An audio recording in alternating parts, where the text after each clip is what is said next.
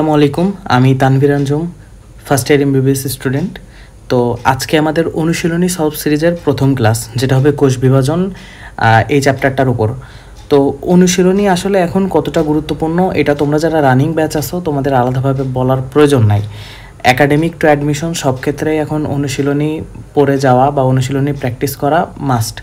আর তোমরা যারা সামনে জাহাঙ্গীরনগর, চট্টগ্রাম বা মেডিকেলের পরীক্ষা দেবা, তোমাদের জন্য এটা অনেক বেশি গুরুত্বপূর্ণ এবং অনেক বেশি হেল্পফুল হবে। এবং এই ক্লাসটা করলে যে তোমার শুধু অনুশীলনীর কোয়েশ্চেনের উত্তর জানা হবে তাই না, ওই টপিক রিলেটেড উত্তর তোমরা ভালোভাবে সলভ করতে পারবে। মোটামুটি এই ক্লাস, অনুশীলনীর ক্লাসগুলো করলে তোমার ওই চ্যাপ্টার সম্পর্কে একটা ওভারঅল আইডিয়া পেয়ে যাবা তুমি। আর কোন কোন পোর্শনগুলো ইম্পর্টেন্ট সেগুলো আমি বলে দেবো ইনশাল্লাহ।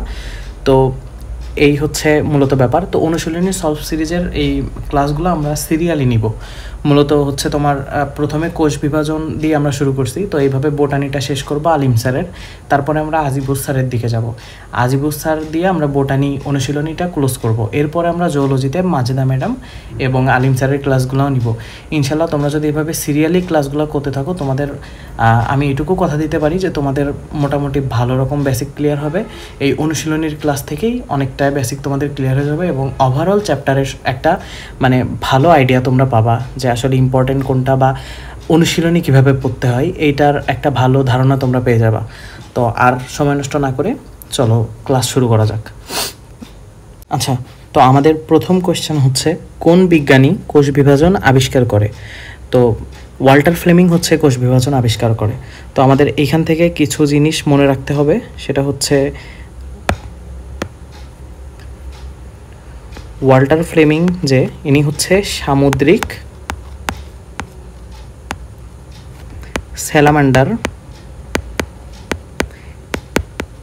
এই প্রাণী থেকে, অর্থাৎ সামুদ্রিক স্যালামান্ডার প্রাণী থেকে প্রথম কোষ বিভাজন প্রত্যক্ষ করেন। এই প্রাণী থেকে প্রথম কোষ বিভাজন প্রত্যক্ষ করেন, অর্থাৎ কোষ বিভাজন আবিষ্কার অথবা প্রত্যক্ষ, যেটাই কোশ্চেন দিক। আর ওয়াল্টার ফ্লেমিং সম্পর্কে আমাদের আরও কিছু তথ্য মনে রাখা লাগবে, যেটাও কোশ্চেনে আসতে পারে, এগুলোও ইম্পর্টেন্ট। তো ওয়াল্টার ফ্লেমিং ইনি হচ্ছে তোমার মাইটোসিস শব্দটি প্রথম প্রবর্তন করেন। মাইটোসিস শব্দটি প্রবর্তন করেন। আর লাস্টলি ইনি হচ্ছে অ্যামাইটোসিস শব্দের প্রথম ব্যবহার করেন।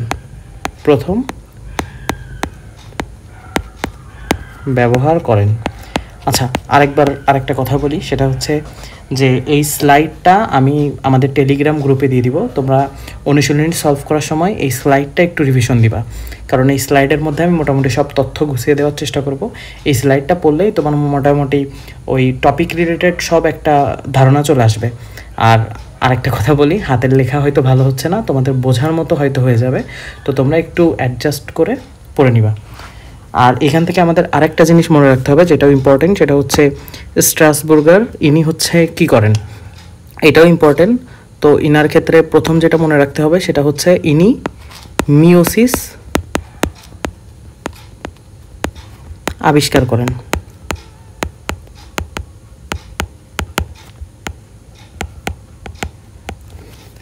এবং ইনি একটা বক্তব্য দেন। অনেক সময় দেখবা কোয়েশ্চেনে কোনো কিছুর বক্তব্য দিয়ে বলে যে এটা কার উক্তি, তো ইনি একটা উক্তি দেন, সেটা হচ্ছে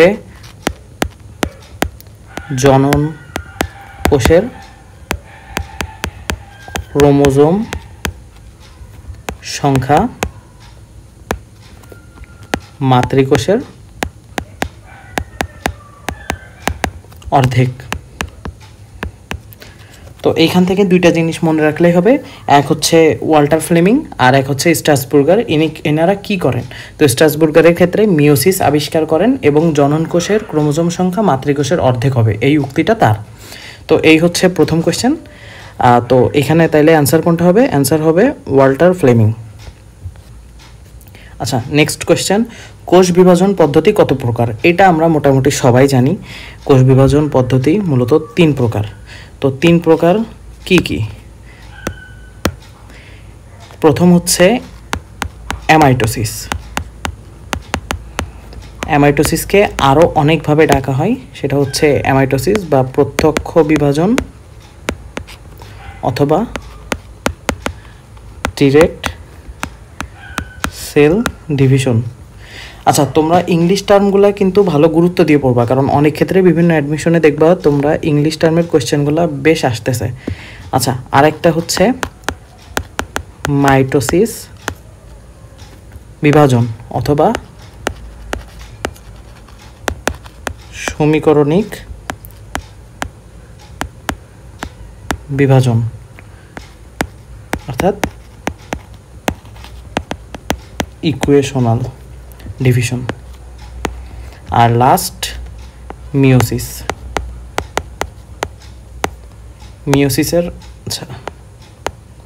মিওসিসের আরেক নাম হচ্ছে হ্রাসমূলক বিভাজন, কারণ এতে অপত্য ক্রোমোজোম সংখ্যা মাতৃকোষের ক্রোমোজোম সংখ্যার অর্ধেক হয়, বা রিডাকশনাল ডিভিশন। আচ্ছা, তো দ্বিতীয় কোশ্চেনের অ্যান্সার তাইলে খ, অর্থাৎ 3টা, অ্যামাইটোসিস, মাইটোসিস, মিওসিস। আচ্ছা, আমরা এবার নেক্সট কোশ্চেনে যাই। তো কোষ বিভাজনের সংশ্লেষণ দশায় ব্যয়িত হয় কত শতাংশ সময়? তো এইখানে আমরা একটা চিত্র মনে রাখবো।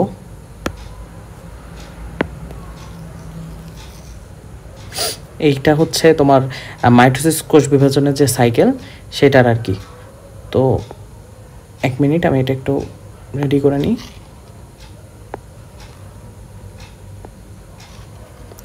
তো মাইটোসিস দশার যে সাইকেলটা, এইখানে মূল মাইটোসিসের যেই ধাপটুকু, এইটুকু সম্পন্ন করতে মাত্র 5 থেকে 10% সময় নেয়।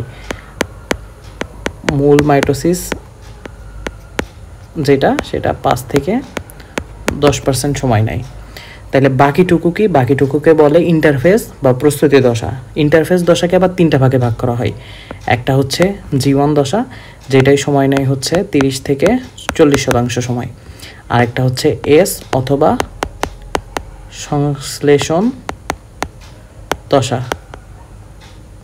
এটাতে সময় নেয় 30 থেকে 50%। আর আরেকটা হচ্ছে G2 দশা, যেটাই সময় নেয় 10 থেকে 20%। তো কোয়েশ্চেনে কী চেয়েছে? যে সংশ্লেষণ দশা অর্থাৎ এস ফেজ বা সংশ্লেষণ দশায় কত শতাংশ সময় ব্যয় হয়। এটার অ্যান্সার 30 থেকে 50%। এটার অ্যান্সার হবে 30 থেকে 50%। তো এস ফেজ যেই কারণে মূলত হচ্ছে মানে এস ফেজের মূল যেই কাজটা, সেটা হচ্ছে ডিএনএ প্রতিলিপন। আচ্ছা, তো নেক্সট কোয়েশ্চেন হচ্ছে কোষ বিভাজনের কোন ধাপে ক্রোমোজোমগুলা VLJ ও আয়ের আকার ধারণ করে? এটার অ্যান্সার হচ্ছে অ্যানাফেজ। তো অ্যানাফেজ নিয়ে আরেকটু বিস্তারিত জানি। অ্যানাফেজকে কি বলা হয়? অ্যানাফেজকে বলা হয় গতীয় পর্যায়। আচ্ছা, অ্যানাফেজকে গতীয় পর্যায় কেন বলা হয়? কারণ অ্যানাফেজ ধাপে অপত্য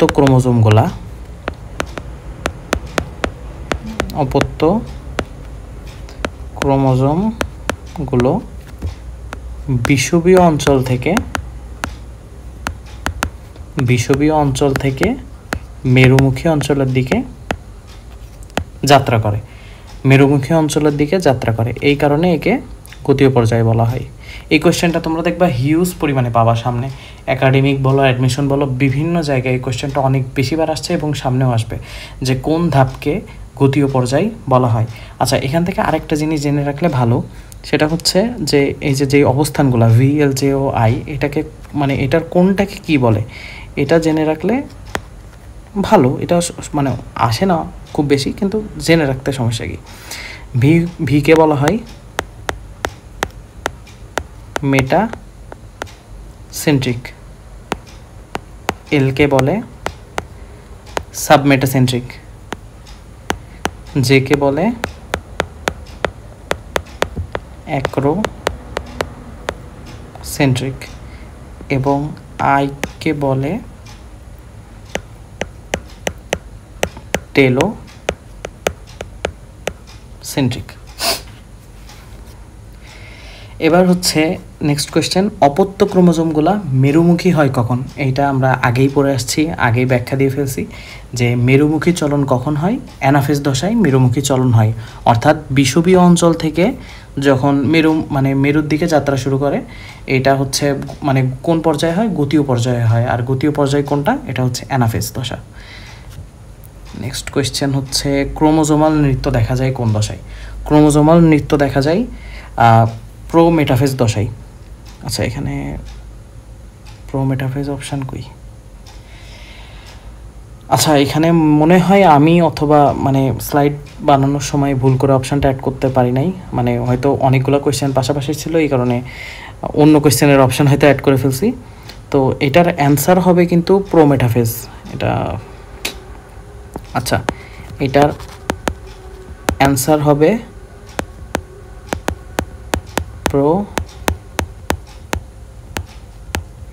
প্রোমেটাফেজ। আচ্ছা, প্রোমেটাফেজ সম্পর্কে আমরা কিছু কি পয়েন্ট জানবো, যেটা পরীক্ষায় অনেক বেশি আসে। তো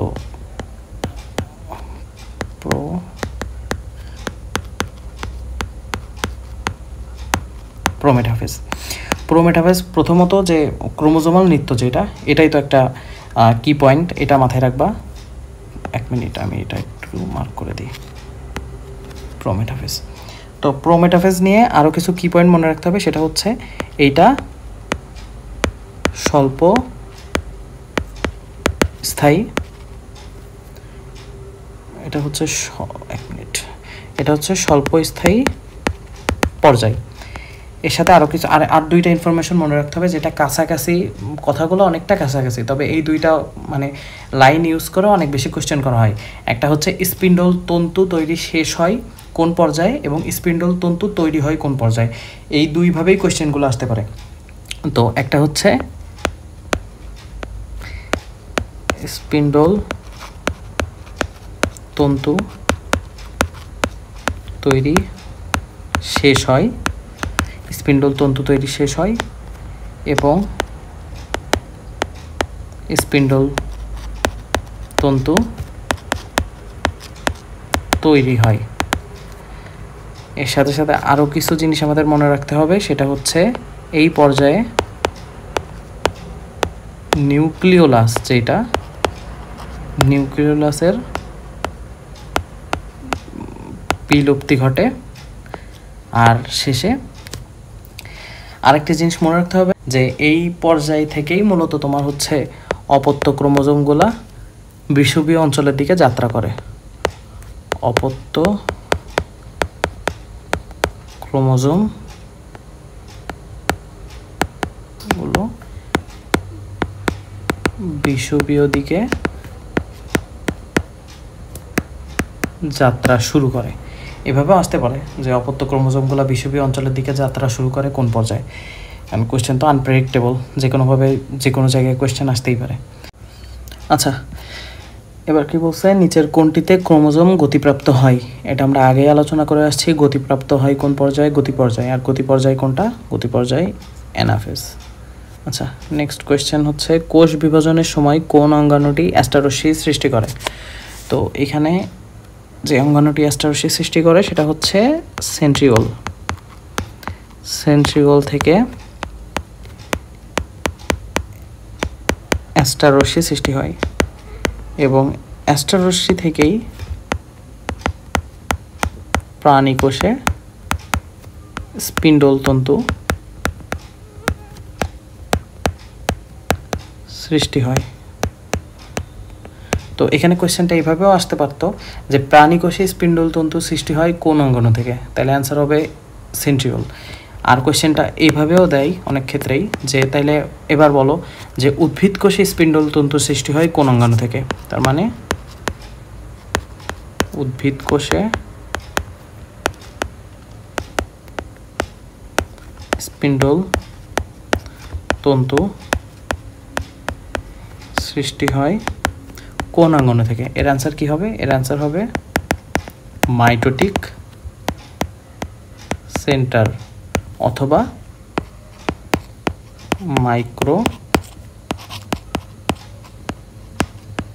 টিউবিউলস, মাইক্রোটিউবিউলস অথবা মাইটোটিক সেন্টার। তার মানে এটার অ্যান্সার কি হবে? এটার অ্যান্সার হবে সেন্ট্রিওল। আচ্ছা, এর পরের কোয়েশ্চেন হচ্ছে নিচের কোনটি কোষে উচ্চ মাত্রায় থাকলে মহিলাদের স্তন ক্যান্সার সৃষ্টি হয়? আচ্ছা, এই কোয়েশ্চেনটা খুবই ইম্পর্ট্যান্ট, আর এর অপশানগুলো আরও বেশি ইম্পর্ট্যান্ট। এর অপশানগুলো একটু অ্যানালাইসিস করে পড়তে হবে, মানে এর অপশানগুলোর প্রত্যেকটার ব্যাখ্যাই আমাদের জানা লাগবে। উত্তর যেটাই হোক, প্রত্যেকটার ব্যাখ্যা সুন্দর করে জানা লাগবে, কারণ যে কোনো মানে অপশান থেকেই কোয়েশ্চেন বানাই দেওয়া যাবে, আর এটা খুব বেশি আসেও। তো আসো আমরা একটু অপশানগুলো ভেঙে দেখি। তো প্রথমে হচ্ছে P53। P53 প্রোটিনটা কি? এটাকে মূলত বলে টিউমার সাপ্রেসর প্রোটিন। এটার কাজ কি? এটার কাজ হচ্ছে অস্বাভাবিক বিভাজন, অর্থাৎ অস্বাভাবিক যেই সেল ডিভিশন সেইটাই বাধা দেয়। তার মানে কি? P53 যদি কমে তাইলে অনিয়ন্ত্রিত সেল ডিভিশন হয়, সেল ডিভিশন হয়। তার মানে P53 যদি অতিমাত্রায় বেড়ে যায় বা বাড়ে তাইলে কোষ রক্ষা পাবে, মানে অনিয়ন্ত্রিত সেল ডিভিশন সেটা হবে না, অর্থাৎ ক্যান্সারের ঝুঁকি কমবে। ক্যান্সার ঝুঁকি কমবে, তার মানে P53 বেড়ে গেলে ক্যান্সার ঝুঁকি কমবে। আচ্ছা, তাহলে কি এটা অ্যান্সার হতে পারে? তার মানে এটা অ্যান্সার হবে না, কারণ কোশ্চেনে কি বলছে? কোশ্চেনে বলছে উচ্চ মাত্রায় থাকলে ক্যান্সার সৃষ্টি করে, উচ্চ মাত্রায় থাকলে স্তন ক্যান্সার সৃষ্টি করে। এটা কি উচ্চ মাত্রায় থাকলে ক্যান্সার সৃষ্টি করে? না, এটা কমে গেলে, অর্থাৎ বাধাদানের ক্ষমতা কমে যায়, মানে এটা যদি কমে যায়, এই প্রোটিনটা কমে গেলে বাধাদানের ক্ষমতা কমে যায়, তখন হচ্ছে অনিয়ন্ত্রিত সেল ডিভিশন হয়। তার মানে এটা অ্যান্সার হবে না। আচ্ছা, নেক্সট অপশান হচ্ছে সিডিকে। সিডিকে মানে কি? সিডিকে মানে হচ্ছে সাইক্লিন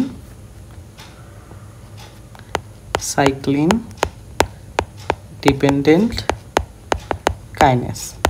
আচ্ছা, সিডিকের কাজ কি? আমরা যে প্রথমে পড়ে আসছি না, ওই যে একটা কোষচক্র G1, G2, S phase, M phase. সিডিকের কাজ হচ্ছে এই কোষচক্রের এক ধাপ থেকে আরেক ধাপে, মানে অর্থাৎ কোষচক্রের এক ধাপ থেকে অন্য ধাপে এগোতে এটা সহায়তা করে। তো এটার কাজ হচ্ছে, তাইলে কি কাজ হচ্ছে? কোষ চক্রের এক ধাপ থেকে অন্য ধাপে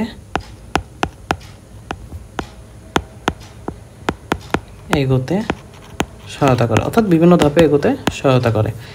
তো সিডিকে বাড়লে কি হবে? সিডিকে বৃদ্ধি পেলে, অর্থাৎ সিডিকে প্রোটিন বৃদ্ধি পেলে কি হবে? সিডিকে প্রোটিন যখন বৃদ্ধি পাবে তখন সেল দ্রুত এবং অনিয়ন্ত্রিত বিভাজন শুরু করবে। সিডিকে বৃদ্ধি পেলে সেল দ্রুত এবং অনিয়ন্ত্রিত বিভাজন শুরু করবে। আচ্ছা, কোষের অনিয়ন্ত্রিত বিভাজন মানে কি? কোষের অনিয়ন্ত্রিত বিভাজন মানেই ক্যান্সার সৃষ্টি। তার মানে অনিয়ন্ত্রিত বিভাজন ঘটবে, তার মানে ক্যান্সার মাস্ট। আচ্ছা, ক্যান্সারের মধ্যে কি স্তন ক্যান্সারও পড়ে না? তার মানে সিডিকেও স্তন ক্যান্সারের জন্য, সিডিকেই স্তন ক্যান্সারের জন্য দায়ী, স্তন ক্যান্সারের জন্য দায়ী। তো এটাই মূলত অ্যান্সার। তারপর আমরা বাকি অপশানগুলো দেখব। নেক্সট হচ্ছে P27। P27 কি? P27 হচ্ছে সিডিকে ইনহিবিটর প্রোটিন। তার মানে এটা হচ্ছে এই যে সিডিকে বাধা দেয়, সিডিকে প্রোটিনকে ওর কাজ করতে বাধা দেয়। তার মানে এটা হচ্ছে একইভাবে ওই যে তোমার P53 মতো টিউমার সাপ্রেসর প্রোটিন, এটাও তোমার ওর মতো টিউমার সাপ্রেসর প্রোটিন। এটার কাজ কি তাহলে? এটা হচ্ছে সেল ডিভিশন ধীর গতি অথবা থামিয়ে দেয়। আচ্ছা, লাস্ট কি থাকলো? লাস্ট হচ্ছে সিডিকে এমএফ প্রোটিন। সিডিকে MF protein. সিডিকে মানে তো আমরা জানলামই যে সাইক্লিন ডিপেন্ডেন্ট কাইনেস। তাহলে এমএফ মানে কি? এমএফ মানে হচ্ছে maturation promoting factor. Maturation promoting factor এটা হচ্ছে মূলত দুইটা প্রোটিনের জোড়া একটা কমপ্লেক্স।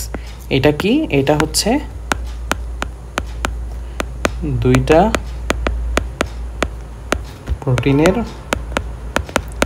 জোড়া কমপ্লেক্স।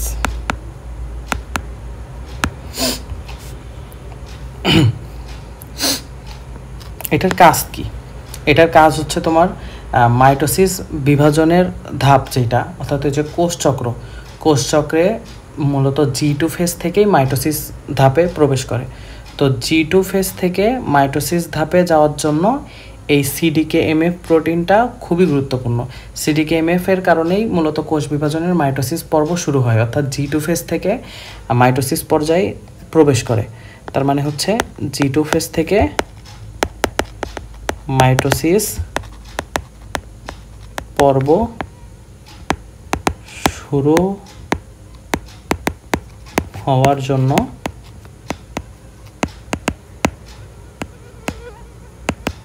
গুরুত্বপূর্ণ। তার মানে এটা হচ্ছে এক কথায় মাইটোসিস বিভাজন শুরু হওয়ার জন্য গুরুত্বপূর্ণ।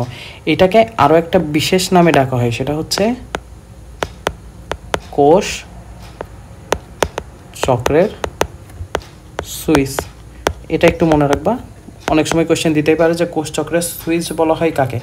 আর জানার জন্য আরেকটা জিনিস জানতে পারো যে এটা মূলত কিসের মানে দুইটা জিনিস আমরা যে আগেই বলছি যে দুইটা প্রোটিনের জোড়া কমপ্লেক্স, তা সেই দুইটা প্রোটিন কি?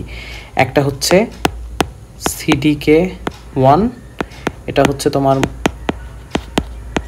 কাইনেস প্রোটিন, আর একটা হচ্ছে সাইক্লিন বি, এটা হচ্ছে সাইক্লিন প্রোটিন। তো মূলত এই দুইটা প্রোটিনের জোড়া কমপ্লেক্সই হচ্ছে সিডিকেএমএফ, অর্থাৎ CDK1 এবং সাইক্লিন বি। এটা না মনে রাখলেও সমস্যা নেই, মনে রাখতে পারো। আচ্ছা, তো আমরা অনেক ডিটেলস ব্যাখ্যা এটার বললাম। তো এটা পড়লে মূলত এটা তোমার উত্তর জেনে রেখে তো শুধু লাভ নেই, এই অপশানগুলো যদি তুমি অ্যানালাইসিস করে পড়ো, এই একটা অপশান দিয়েই তোমরা মানে একটা কোয়েশ্চেনের অপশান অ্যানালাইসিস করলেই দেখবা এই রিলেটেড তুমি আরও 15 থেকে 20টা কোয়েশ্চেন সলভ করতে পারবা। সামনেও আসছে, তখন আরও ভালো বুঝতে পারবা যে কেন অপশান অ্যানালাইসিস করে কেন মানে পড়া উচিত আর কি। তাহলে এইখানের অ্যান্সার কি হবে? নিচের কোনটি কোষে উচ্চ মাত্রায় থাকলে মহিলাদের স্তন ক্যান্সার সৃষ্টি হয়? আচ্ছা, আরেকটা জিনিস বলে রাখি, এর অ্যান্সার তো সিডিকে। আচ্ছা, সিডিকে এমপিএফ কেন হয় না? আচ্ছা, একটা জিনিস মনে রাখবা যে স্তন ক্যান্সার বা যে কোনো ক্যান্সারের জন্য সরাসরি সিডিকে দায়ী, কিন্তু সিডিকেএমএফ আসলে সরাসরি স্তন ক্যান্সারের জন্য দায়ী করা হয় না। এটাকে আসলে স্তন ক্যান্সারের কারণ হিসেবে উল্লেখ করা হয় নাই আসলে। এই কারণেই মূলত সিডিকেটাই মানে বেশি প্রিফারেবল অ্যান্সার। তো এখানে তোমরা সিডিকে প্রোটিনই অ্যান্সার দিবা আর কি। আচ্ছা, এবার আমরা নেক্সট কোয়েশ্চেনে যাই। আচ্ছা, তার আগে আরেকটা কথা বলি, এতক্ষণ যা পড়ানো হয়েছে এর মধ্যে যদি তোমরা কোনো কিছু মানে বুঝতে প্রবলেম হয় তাইলে কমেন্টে জানাবা, অথবা আমি টেলিগ্রাম লিঙ্ক দিয়ে দেবো, অথবা আমাকে তুমি সরাসরিও জানাইতে পারো, কোনো সমস্যা নেই। যদি কোনো কিছু বুঝতে প্রবলেম হয় অবশ্যই জানাবা। আসলে ক্লাসের মধ্যে আমি কতটুকু বুঝাইতে পারতেছি বা তোমরা কতটুকু ধরতে পারতেছো এটা আমি আসলে আমার পক্ষে তো বোঝা সম্ভব না। এই কারণে কোনো কিছু যদি যে কোনো কিছু তোমাদের যদি প্রবলেম হয় তাহলে অবশ্যই তোমরা জানাবা, আমি ইনশাল্লাহ তোমাদের বুঝাই দেওয়ার চেষ্টা করবো। কমেন্টে হইলে কমেন্টে, না হলে তোমরা হচ্ছে আমাকে সরাসরিও জানাতে পারো, সমস্যা নাই। আচ্ছা, তো কোয়েশ্চেনটা হচ্ছে দেহের বিভিন্ন স্থানে ক্যান্সার কোষের বিস্তার হওয়াকে কি বলে? এই কোয়েশ্চেনটাও আমাদের একটু ভেঙে পড়তে হবে। আচ্ছা, অ্যাপোপ্টোসিস। অ্যাপোপ্টোসিস কি? অ্যাপোপ্টোসিস হচ্ছে কোষের জেনেটিক্যালি মৃত্যু। কোষের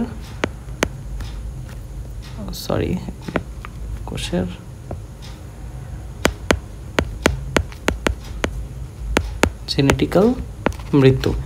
এটাকে পরিকল্পিত মৃত্যুও বলা হয়, পরিকল্পিত মৃত্যু, অথবা কোষের স্বাভাবিক মৃত্যু, এটাকে বলা হয় অ্যাপোপ্টোসিস। অর্থাৎ পুরনো বা ড্যামেজ সেল সেগুলো শরীর থেকে সরানো, এটাই মূলত অ্যাপোপ্টোসিসের কাজ বা অ্যাপোপ্টোসিস এটাকেই বলা হয়। এরপরের অপশান হচ্ছে তোমার নেক্রোসিস। নেক্রোসিস নেক্রোসিস কি? নেক্রোসিস হচ্ছে কোষের অস্বাভাবিক মৃত্যু। অস্বাভাবিক মৃত্যু কিসের? কোষের অস্বাভাবিক মৃত্যু।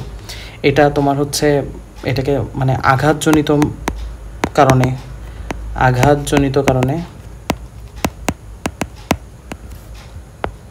কোষের মৃত্যু অথবা অনিয়ন্ত্রিত মৃত্যুকে নেক্রোসিস বলা হয়। আমার একাডেমিক লাইফে প্রথম দিকে অ্যাপোপ্টোসিস এবং নেক্রোসিসের মধ্যে একটু কলাপস হয়ে যেত আর কি, যে কোনটা কি। তো এই দুইটা তোমরা এইভাবে মনে রাখতে পারো যে কোনটা স্বাভাবিক কোনটা অস্বাভাবিক, তো একটা মনে রাখলে আর একটা মনে থাকবে। তো নেক্রোসিস মানে এটাকে মনে রাখতে পারো এইভাবে যে নেকড়ে শুনলে আসলে অস্বাভাবিক একটা জিনিস মনে হয় না, এটা আসলে অনিয়ন্ত্রিত টাইপের কিছু, এটা তোমাকে আঘাত করতে পারে। নেকড়ে শুনলেই দেখবে একটু অস্বাভাবিক লাগে। তো এইভাবে মনে রাখতে পারো যে নেক্রোসিস মানে হচ্ছে কোষের অস্বাভাবিক মৃত্যু। তাহলে আরেকটা কি থাকলো? স্বাভাবিক মৃত্যু, সেটা হবে অ্যাপোপ্টোসিস। আচ্ছা, আর নেক্সট হচ্ছে অ্যাপোফাইসিস। অ্যাপোফাইসিস কি? অ্যাপোফাইসিস আসলে কোষের মৃত্যু বা এই রিলেটেড কিছু না। অ্যাপোফাইসিস হচ্ছে বোনস মানে হাড়ের একটা অংশ,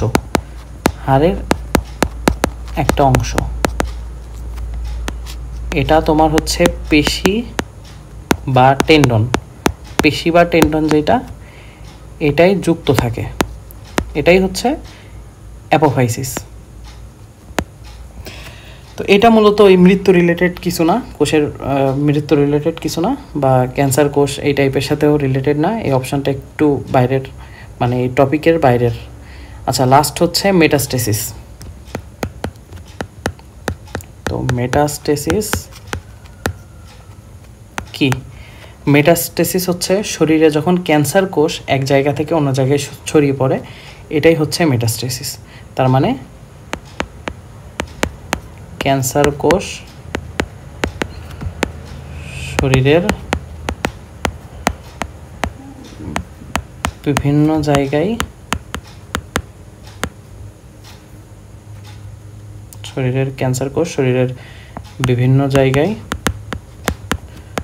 ছড়িয়ে পড়াকে মেটাস্টেসিস বলে। ছড়িয়ে পড়া এই প্রক্রিয়াকেই তোমার মূলত মেটাস্টেসিস বলে।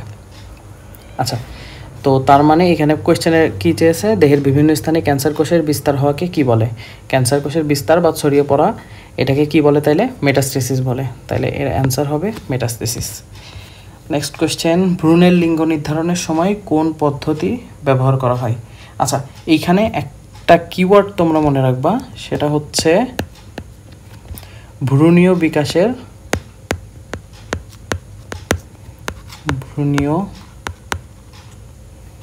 বিকাশে অনেক গঠন তৈরি ও বিলুপ্ত হওয়া, এই পুরো প্রক্রিয়াটা হচ্ছে অ্যাপোপ্টোসিস বা স্বাভাবিক মৃত্যু। কোষের অ্যাপোপ্টোসিস বা স্বাভাবিক মৃত্যু, অর্থাৎ ভ্রূণীয় বিকাশের সময় অনেক সময় অনেক গঠন তৈরি হয় এবং সেটা পরবর্তীতে বিলুপ্তও হয়, এটা হচ্ছে তোমার অ্যাপোপ্টোসিস হবে। তো একটা জিনিস মনে রাখবা যে ভ্রূণীয় রিলেটেড যে কোনো এমসিকিউ যখন এইভাবে দিবে যে ভ্রূণীয় লিঙ্গ নির্ধারণের সময় কোন পদ্ধতিতে উলফিয়ান নালী অপসারিত হয়, তার মানে ভ্রূণ রিলেটেড যে কোনো অপসারণের কথা যখন আসবে তখন সেটা তোমরা চোখ বন্ধ করে অ্যাপোপ্টোসিস দিয়ে দিবা। যেমন তোমার হচ্ছে আরেকটা আছে যে ভ্রূণ যখন সৃষ্টি হয় তখন হাতের 5টা আঙ্গুল একসাথে থাকে, এটা আস্তে আস্তে হাতের 5টা আঙ্গুলের মাঝের যে চামড়াগুলো এটা আসলে ধ্বংস হওয়ার কারণে আমাদের 5টা আঙ্গুল আলাদা হয়। তো এইটাও অ্যাপোপ্টোসিস আর কি। আচ্ছা, কোনো কোয়েশ্চেন কি বাদ গেল? আচ্ছা হ্যাঁ, তো এইখানে এই কোয়েশ্চেনের অ্যান্সার কী হবে তাহলে? এটা হবে অ্যাপোপ্টোসিস। আচ্ছা, এখানে আবার সেম কোয়েশ্চেন না, ভ্রূণীয় বিকাশের সময় কোন পদ্ধতিতে নাভিরজ্জু ও থলির মাঝে বিদ্যমান টিস্যুর অবশিষ্টাংশ দেহ হতে অপসারিত হয়? তার মানে আমরা কি বলছিলাম, ভ্রূণীয় বিকাশের সময় ভ্রূণীয় কথাটা উল্লেখ থাকলে এবং অপসারণ মানে ভ্রূণীয় অবস্থায় অপসারণ হয়েছে, এটা বলা মাত্রই তোমরা চোখ বুজে অ্যান্সার দিবা, সেটা হচ্ছে অ্যাপোপ্টোসিস। তার মানে কিওয়ার্ড মনে রাখবো, ভ্রূণীয় অপসারণ মানে ভ্রূণ অবস্থায় যে কোনো কিছু হইলেই তোমরা মনে রাখবে এটা অ্যাপোপ্টোসিস হবে অ্যান্সার। আচ্ছা, এরপরে কোশ্চেন হচ্ছে কোষের অনির্ধারিত মৃত্যুকে কি বলে? আমরা আগেই বলছি কোষের অনিয়ন্ত্রিত বা অনির্ধারিত মৃত্যুকে নেক্রোসিস বলে। দেখছো, তোমরা যদি কোশ্চেনের অপশানগুলো অ্যানালাইসিস করে পড়ো তাহলে ওইটুকু নলেজ দিয়েই তোমরা আরও 15-20টা এমসিকিউ সলভ করতে পারবা। কোন প্রক্রিয়ায় সাইটোপ্লাজমের বিভাজন ঘটে? আচ্ছা, এখানে মনে রাখবা যে ক্যারিওকাইনোসিস এবং সাইটোকাইনোসিস। ক্যারিওকাইনোসিস হচ্ছে নিউক্লিয়াসের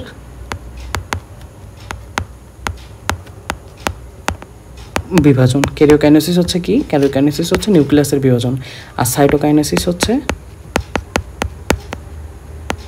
সাইটোপ্লাজমের বিভাজন। এখানে আরও দুইটো গুরুত্বপূর্ণ কথা মনে রাখতে হবে যেটা পরীক্ষায় আসে এবং অনেক বেশি কনফিউশন ক্রিয়েট হয় আসলে পরীক্ষার হলের মধ্যে। এটা তোমরা একটু মনে রাখবা, সেটা হচ্ছে এটা বইয়ের পার্থক্যের যে ছক সেটার মধ্যেও আছে, এটা তোমরা একটু মনে রাখার চেষ্টা করবা। সেটা হচ্ছে ক্যারিওকাইনোসিস। ক্যারিওকাইনোসিসে নিউক্লিয়াসের সংখ্যা বৃদ্ধি ঘটে। ক্যারিওকাইনোসিসে নিউক্লিয়াসের সংখ্যা বৃদ্ধি ঘটে, আর সাইটোপ্লাজমে কোষের সংখ্যা বৃদ্ধি ঘটে। সাইটোপ্লাজমে কোষের সংখ্যা বৃদ্ধি ঘটে। আচ্ছা, তার মানে এখানে অ্যান্সার কী হবে? কোন প্রক্রিয়ায় সাইটোপ্লাজমের বিভাজন ঘটে? সাইটোপ্লাজমের বিভাজন মানে সাইটোকাইনেসিস। নেক্সট হচ্ছে প্রোফেজ 1-এর কোন উপপর্যায়ে নিউক্লিয়ার মেমব্রেনের অবলুপ্তি ঘটে? নিউক্লিয়ার মেমব্রেনের অবলুপ্তি তোমরা কোয়েশ্চেন যখন পড়বা তখন কি পয়েন্টটা একটু মার্ক করে নেবা, মাথায় বা কাগজে যেভাবেই পারো একটু মাথায় মার্ক করে নিবা। আর যখন পড়বা, এই ধাপগুলো যখন পড়বা তখন ওই কি পয়েন্টগুলাই উল্লেখ করে করে পড়বা, যেন মানে তুমি পরীক্ষার হলে প্রশ্নের মধ্যে ওই কি পয়েন্টটা পাইলে বুঝতে পারো যে অ্যান্সার কোনটা হবে, এইভাবে পড়বা। তো নিউক্লিয়ার মেমব্রেন অবলুপ্তি ঘটে। নিউক্লিয়ার মেমব্রেন অবলুপ্তি ঘটে ডায়াকাইনেসিসের মধ্যে। ডায়াকাইনেসিসের আরেকটা ইম্পর্টেন্ট তথ্য হচ্ছে এই সময় নিউক্লিওলাস অদৃশ্য হয়। তো ডায়াকাইনেসিস থেকে এই দুইটাই মূলত ইম্পর্টেন্ট লাইন, একটা হচ্ছে নিউক্লিয়ার মেমব্রেন অবলুপ্তি আর হচ্ছে নিউক্লিওলাস অদৃশ্য হয়। তোমরা এই ধাপগুলা এইভাবেই কি পয়েন্ট হিসেবে পড়বা, মানে জাস্ট 2-3টা লাইনই দেখবা মূলত ওই বড় বড় প্যারার মধ্যে ইম্পর্টেন্ট, ওইগুলো থেকেই কোয়েশ্চেন আসে, ওই কি পয়েন্টগুলো মনে রাখলে ইনাফ। আচ্ছা, নেক্সট কোয়েশ্চেন, বাইভ্যালেন্ট সৃষ্টি হয় কোন উপদশায়? এটার অ্যান্সার হবে জাইগোটিন। জাইগোটিন কিন্তু খুব বেশি ইম্পর্টেন্ট, এটা রিলেটেড অনেক বেশি কোয়েশ্চেন আসে। তো জাইগোটিন ধাপটার কিছু কি পয়েন্ট আমি তোমাদের মনে রাখতে বলবো, এগুলো মনে রাখবা, দেখবা অনেক কোয়েশ্চেন এই অধ্যায়ের মানে একটা খুব গুরুত্বপূর্ণ পার্ট যদি বলো তাহলে আমি বলবো এই ধাপটার যে পার্টগুলো আছে বা প্রোফেজ 1-এর যে ধাপগুলো, সেই ধাপগুলো তো ইম্পর্টেন্টই, কিন্তু তুলনামূলক এই ধাপটা থেকে কোয়েশ্চেন বেশি আসে। তো এটা মনে রাখবা তোমরা একটা ট্রিক্স দিয়ে, সেটা হচ্ছে PSH। এই কি পয়েন্টগুলো মনে রাখবা জাইগোটিন সম্পর্কে। বিতে হয় বাইভ্যালেন্ট জোর, এসে হয় সিন্যাপসিস এবং এইসে হোমোলোগাস ক্রোমোজোম। আচ্ছা, হোমোলোগাস ক্রোমোজোম বলতে ওই যে তোমার সমসংস্থ বোঝানো হয়, সমসংস্থ। আচ্ছা, সিন্যাপসিস কি? সিন্যাপসিস হচ্ছে 2টা হোমোলোগাস ক্রোমোজোম যখন জোর সৃষ্টি করে, আমি ভালোভাবে এটা লিখি, এটা একটু কনফিউশন হয়, 2টা হোমোলোগাস ক্রোমোজোম জোড় সৃষ্টি করে, এই প্রক্রিয়া হচ্ছে সিনাপসিস। তার মানে দুইটা হোমোলোগাস ক্রোমোজোম জোড় সৃষ্টি করার যে প্রক্রিয়া এটা হচ্ছে সিনাপসিস। আর যে জোড় সৃষ্টি করে এই জোড়টার নাম হচ্ছে বাইভ্যালেন্ট জোড়। তার মানে অ্যান্সার হবে জাইগোটিন। আর জাইগোটিন থেকে এই কি পয়েন্টটা তোমরা ভালোভাবে মনে রাখার চেষ্টা করবা, সেটা হচ্ছে বিএসএইচ। এটা মনে রাখার ট্রাই করবা। বিতে হচ্ছে বাইভ্যালেন্ট জোড়, এসতে হচ্ছে সিনাপসিস এবং এইচতে হচ্ছে হোমোলোগাস ক্রোমোজোম। এই কি পয়েন্টগুলো দিয়ে কোশ্চেন আসবে, তখন তোমরা ইজিলি তাহলে অ্যান্সার বের করতে পারবা। আচ্ছা, এরপরে মায়োসিস কোষ বিভাজনের কোন উপদশায় সিনাপসিস ঘটে? আমরা আগেই দেখে আসছি বিএসএইচ, এস থেকে সিনাপসিস। তার মানে এটা কি হবে? এটার অ্যান্সার হবে জাইগোটিন। আচ্ছা, এটার অ্যান্সার হবে জাইগোটিন। সিনাপসিস আছে, তার মানে অ্যান্সার হবে জাইগোটিন। নেক্সট কোশ্চেন, কায়াজমাটার প্রান্তবর্তন ঘটে মায়োসিস কোষ বিভাজনের কোন দশায়? কায়াজমাটার প্রান্তবর্তন ঘটে। আচ্ছা, প্রান্তবর্তন মানে হচ্ছে টার্মিনালাইজেশন, অর্থাৎ আচ্ছা এখানে আগে বলি যে কায়াজমা কি। কায়াজমাটা কি? কায়াজমা হচ্ছে সমসংস্থ ক্রোমোজোমের নন সিস্টার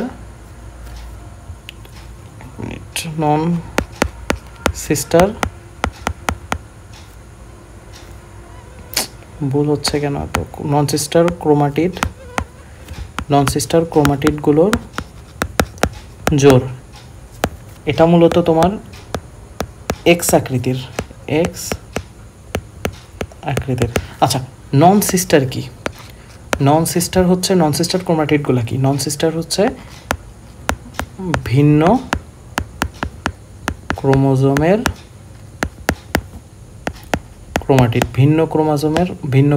ক্রোমাটিডকে নন সিস্টার ক্রোমাটিড বলে। আর একই ক্রোমোজোমের ক্রোমাটিড হইলে সেটাকে সিস্টার ক্রোমাটিড বলে। এখন এই কায়াজমার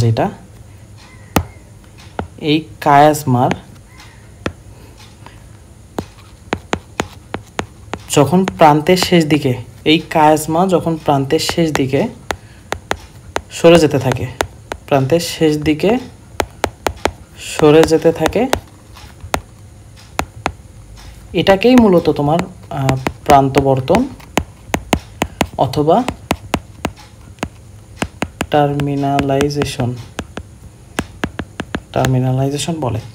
তার মানে কায়াজমা যখন প্রান্তের শেষ দিকে সরে যেতে থাকে, এইটাকেই মূলত প্রান্তবর্তন বা টার্মিনালাইজেশন বলে। এখন কায়াজমা যেটা, এই যে এক্স আকৃতির যে কায়াজমা, এটা স্পষ্ট হয় কোন দশায়? এক্স আকৃতির যে কায়াজমা, এটা স্পষ্ট হয় ডিপ্লেটিন দশায়। কায়াজমা স্পষ্ট হয়। আরেকটা জিনিস মনে রাখবেন যে প্রান্তবর্তন শুরু হয়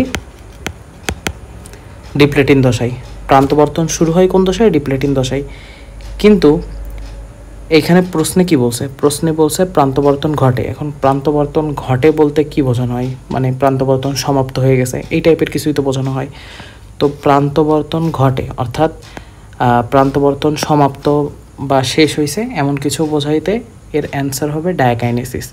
দেখেন, ডিপ্লেটিন ধাপে প্রান্তবর্তন শুরু হয়, কিন্তু এটা কিন্তু চলতে থাকে ডায়াকাইনেসিস পর্যায়ে, এবং ডায়াকাইনেসিস পর্যায়ের এক পর্যায়ে যে এই প্রান্তবর্তন বা টার্মিনালাইজেশন এটা হচ্ছে সমাপ্ত হয়। তো এর অ্যান্সার হওয়া উচিত ছিল আসলে ডায়াকাইনেসিস। এটার মূলত অ্যান্সার হওয়া উচিত ছিল ডায়াকাইনেসিস, কিন্তু অপশানে যেহেতু ডায়াকাইনেসিস নেই, তার মানে এর কাছাকাছি সম্ভাব্য অ্যান্সারকে আমাদের উত্তর হিসেবে নেওয়া লাগবে। সেই ক্ষেত্রে অ্যান্সার হবে ডিপ্লেটিন, কারণ এইখানে কায়াজমা স্পষ্ট হয় এবং প্রান্তবর্তন শুরু হয়। মানে কোয়েশ্চেনের মেইন কি পয়েন্ট যেটা, প্রান্তবর্তন ঘটে কখন, অর্থাৎ ঘটের অ্যান্সার পারফেক্ট যেটা সেটা তো আমরা পাইলাম না। তো এইখানে ওই হিসেবে অ্যান্সার নিতে হবে যে প্রান্তবর্তন শুরু হয় ডিপ্লেটিন পর্যায়ে। তো এইখানে অ্যান্সার হবে ডিপ্লেটিন। আচ্ছা, তো আজকের ক্লাস এই পর্যন্তই ছিল। এখন লাস্ট একটা কথা বলি, সেটা হচ্ছে আমার আজকে এই যে শুধু অনুশীলনী সলভ সিরিজের যে প্রথম ক্লাস ছিল তা না, আজকে আমার অনলাইনে নেওয়াও প্রথম ক্লাস ছিল। তো প্রথম ক্লাস হিসেবে আমি জানি না আমি কেমন নিতে পারছি, মানুষ ভুলের ঊর্ধ্বে না। আর প্রথম ক্লাস হিসেবে আমি জানি অনেক ভুল হয়েছে, অনেক কিছু হয়তো আমার সামনে ঠিক করতে হবে। তো যারাই ক্লাসটা দেখবেন আপনারা দয়া করে ক্ষমা সুন্দর দৃষ্টিতে দেখবেন, এবং ক্লাসে যদি কোনো ভুল থাকে বা কোনো কিছু ঠিক করার দরকার থাকে, পড়ানোতেও যদি কোনো ভুল থাকে বা পড়ানোর ধরন বা কোনো কিছু যদি আপনাদের মনে হয় ইমপ্রুভ করার সুযোগ আছে বা কোনো কিছু ঠিক করা দরকার, তাহলে কমেন্টে জানাবেন। আর আবারও বলতেছি, যদি কোনো ভুল হয় তাহলে আমি আন্তরিকভাবে দুঃখিত। সামনের দিন থেকে ইনশাল্লাহ আমি ঠিক করার চেষ্টা করব। আস্তে আস্তে ঠিক হবে ইনশাল্লাহ। প্রথম সেহেতু একটু আমার কথা বলা, আমি কথা বলতে যেও খেয়াল করতেছি, যেহেতু অনলাইন আসলে সামনে কেউ নাই, আমি এরকম অভ্যস্ত না। তো প্রথম ক্লাস হিসেবে আমি এটাও খেয়াল করছি যে আমার কথায় অনেক জড়তা আসছে, কথা বলতে বলতে বেড়ে গেছে। তো এর বাইরে আপনারা যেই সমস্যাগুলাই পান কমেন্টে জানাবেন, আমি ইনশাল্লাহ ঠিক করার চেষ্টা করব। আর এই ক্লাসের স্লাইড আমি কমেন্ট বক্সে আমাদের টেলিগ্রাম গ্রুপের লিঙ্ক দিয়ে দিব। আমরা সামনের দিন থেকে যে ক্লাসগুলো নিব ওই টেলিগ্রাম গ্রুপেই স্লাইডগুলো আমরা দিয়ে দিব। আর ক্লাসের ব্যাপারে কোনো কোয়েশ্চেন থাকলে বা পড়ানোর ব্যাপারে যে কোনো কোয়েশ্চেন থাকলে আমাকে পার্সোনালি ইনবক্স করতে পারেন, অথবা আপনারা কমেন্টে জানাতে পারেন। আমি ইনশাল্লাহ সর্বোচ্চ চেষ্টা করব। তো ক্লাস শেষ পর্যন্ত যদি দেখে থাকেন তাহলে অসংখ্য ধন্যবাদ। আর আজকের মতো এই পর্যন্তই, দেখা হবে সামনের কোনো ক্লাসে ইনশাল্লাহ। আসসালামু আলাইকুম।